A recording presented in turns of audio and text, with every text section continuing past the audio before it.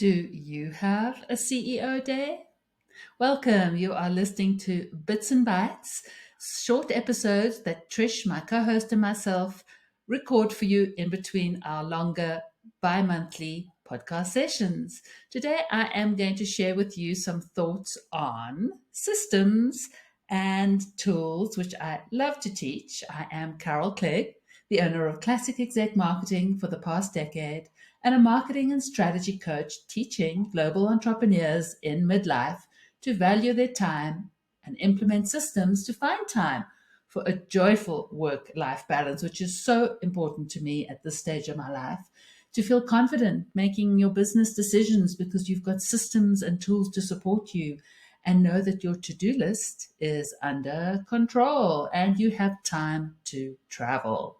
Why do I love sharing systems and tools? I love the joy that I get from serving others in my business, and I'm sure that you do too. But I have other important life categories, as I'm expecting that you do as well. Mine include my husband and my daughter, my animals, my horses, my dog, my cat, time to travel, and time to be creative, which is why I do my best to work a 4-day work week. How about you? Fridays are my CEO day. I get to choose what I'd like to do with those special people in my life, and that is to take the day off work. So, today I wanted to just quickly share with you some thoughts about theming your days and planning your week. And I am going to try something new.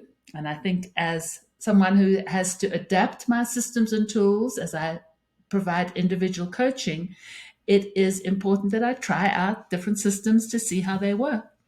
And so my theming of my week is I am going to set aside each day of the week.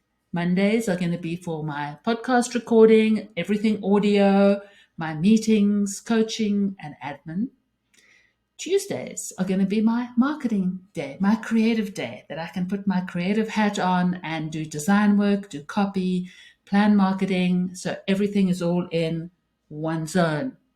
Wednesdays, I have that open right now. I'm not sure what I'm going to put in on a Wednesday.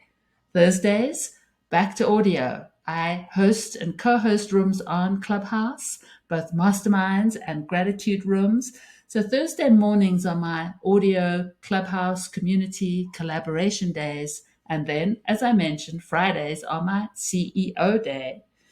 So I had just wanted you to consider that you should look at some ways to theme your week. By putting things together, you stay in that mental mode as opposed to being scattered and all over the place. You could also consider front loading your week with the important things on a Monday and a Tuesday. You could consider a power up ritual to your day and a power down. Something that you do the same way every single day, that it can easily become a habit and that you're not taxing your brain having to think, how am I going to do this? And it also signals to your brain that the day is over. I am guilty, as I'm sure many of you are, that we love what we do. We get into the creative mode, the marketing mode, the next newsletter, and you can just keep working. You can just keep producing and keep creating and keep connecting and lose track of the time. And I know that that doesn't go down very well with my husband, who is not a social media person. He is not a computer person. So he doesn't spend any time in those zones, not on Facebook, not on Instagram.